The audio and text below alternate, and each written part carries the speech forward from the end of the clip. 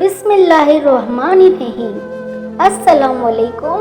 हज़रत सफ़ूरा अलैहिस्सलाम हज़रत शोएब अलैहिस्सलाम की बेटी थी। इस वक्त शोएब अलैहिस्सलाम बरगज़ीदा पैगंबर थे।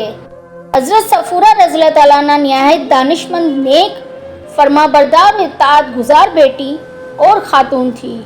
ऐसे क्या मामलात हुए जो शोएब अलैहिस्सलाम ने अपनी बेटी का निकाह हज़रत मूसा अलैहिस्सलाम से कर दिया, जबकि इस वक्त हज़रत मूसा अलैहिस्सलाम से इत्तेफाकन एक शख्स का कत्ल हो गया था। वो कत्ल किस शख्स का हुआ और ऐसा क्या मामला बना कि हज़रत शोएब अलैहिस्सलाम को अपनी बेटी सफ़ूरा रज़ियल्लाहु ताला अन्हा का निकाह हज़रत मूसा अलैहिस्सलाम से करना पड़ा? ऐसा अजीब हक महर क्यों रखा गया? वीडियो की तफसील जानने से पहले अगर आपने मेरा चैनल सब्सक्राइब नहीं किया तो सब्सक्राइब कर दें, बेल आइकन प्रेस कर दें और वीडियो पसंद आए तो लाइक, शेयर, कमेंट लाजमी करें। हज़रत सफ़ूरा अलैहिस्सलाम हज़रत शोएब अलैहिस्सलाम की बेटी और हज़रत मूसा अलैहिस्सलाम की ज़ौजा थी। आप एक दानिशमंद, फरमाबरदार और इताअत गुज़ार खातून थी। शादी से पहले आप अपने वालिद की खिदमत करती रहीं और शादी के बाद अपने शौहर की। आपकी और हज़रत मूसा अलैहिस्सलाम की शादी का वाक़या कुछ यूँ है कि मिस्र में हज़रत मूसा अलैहिस्सलाम के हाथों इत्तेफाकन एक इसराइली की जान बचाते हुए एक कप्ती कत्ल हो गया। फ़िरौन को इसकी इत्तला हुई तो इसने गुस्से में सिपाही दौड़ाए कि हज़रत मूसा अलैहिस्सलाम को गिरफ्तार करके क़ियास के सामने पेश करे। मकसद ये था कि बदले में हज़रत मूसा अलैहिस्सलाम को भी कत्ल कर दिया जाए, लेकिन अल्लाह ताला ने एक शख्स के ज़रिए आप अलैहिस्सलाम को फ़िरौन के घिनौने इरादों की खबर फरमा दी। जान बचाने के लिए आप अल्लाह ताला से दुआ करते हुए एक तरफ निकल खड़े हुए। मुख्तलिफ जगहों और बियाबानों से गुजरते हुए आप बाहर आए तो देखा कि मदियन जाने का रास्ता आपके सामने मौजूद है। मदियन एक सहराई बस्ती थी जहां हज़रत शोएब अलैहिस्सलाम रिहाइश पजीर थे। मदियन नाम हज़रत इब्राहीम अलैहिस्सलाम के बेटे के नाम पर रखा गया था और ये बस्ती फ़िरौन की हदूद से बाहर थी। हज़रत मूसा अलैहिस्सलाम मदियन पहुंचने पर आपने अल्लाह ताला का शुक्र अदा किया कि इसने आपको सीधी राह दिखलाई। आप मदियन के करीब एक कुएं पर पहुंचे तो देखा कि वहां पर बहुत से चरवाहे और इनके जानवर मौजूद हैं और वो कुएं से पानी खींचकर अपने जानवरों को पिला रहे हैं। आपने ये भी देखा कि दो औरतें अपने जानवरों को पानी पिलाने के बजाय इनको कुएं के करीब जाने से रोक रही हैं और वहां पर कोई भी इनकी मदद नहीं कर रहा। आपने इन लड़कियों से दरियाफ्त किया कि वो अपने जानवरों को पानी क्यों नहीं पिला रही, तो इन्होंने जवाब दिया कि वो कुएं से पानी नहीं निकाल सकती। जब चरवाहे अपने जानवरों को पानी पिलाकर चले जाएंगे तो वो कहने लगी कि हम बचा कुचा पानी अपने जानवरों को पिला देते हैं और ये कि इनके वालिद सेहतमंद नहीं हैं और वो बहुत बूढ़े हैं। इस पर हज़रत मूसा अलैहिस्सलाम ने इनके जानवरों के लिए कुएं से खुद पानी निकाला और इनको पिलाया। हज़रत उमर रज़ियल्लाहु ताला अन्हु के बयान के मुताबिक इस कुएं को चरवाहों ने एक बड़े पत्थर से बंद कर दिया था।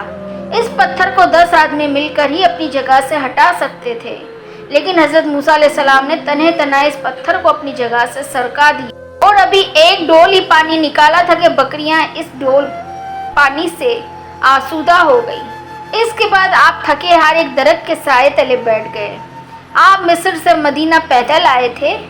आपके पैरों में छाले पड़ गए थे। दरख्तों के पत्ते और घास फूस खाकर आपने गुजारा किया था। पेट कमर से लग रहा था। इस वक्त आप दुनिया में सारी मखलूक से ज़्यादा अल्लाह के नज़दीक थे।